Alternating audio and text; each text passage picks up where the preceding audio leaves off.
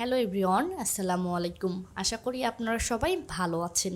আজকে আমি রান্না করে দেখাবো পটল দিয়ে পাবদা মাছ। এই জন্য আমি নিয়েছি পটল, নিয়েছি পাবদা মাছ, নিয়েছি পেঁয়াজ কুচি, নিয়েছি মরিচ কুচি। তো চুলায় একটি নড়া দিয়ে দিব পেঁয়াজ কুচি, দিব মরিচ কুচি, দিব পটল। এরপরে পর্যাপ্ত পরিমাণে লবণ দিব। এরপরে পরিমাণ মতো হলুদ দিব পরিমাণ মতো সয়াবিন তেল। এরপরে এগুলোকে ভালোভাবে মাখিয়ে নিব। মাখানো শেষ হলে এই পর্যায়ে দিয়ে দিব মাছ। আবারও মাছগুলো দিয়ে একটু ভালোভাবে মাখিয়ে নিব। মাখানো শেষ হলে এখানে দিব পরিমাণ মতো পানি দিয়ে আবারও একটু ভালোভাবে মাখিয়ে নিয়ে ঢাকনি দিয়ে ঢেকে দিব 10 মিনিটের জন্য।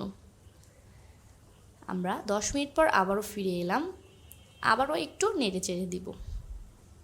আমরা আবারও 5 মিনিটের জন্য ঢেকে দিব। 5 মিনিট পর আবারও ফিরে এলাম। আজকের রান্না আমাদের এখানেই শেষ। দেখুন কত সুন্দর হয়েছে পটল দিয়ে পাবদা মাছ।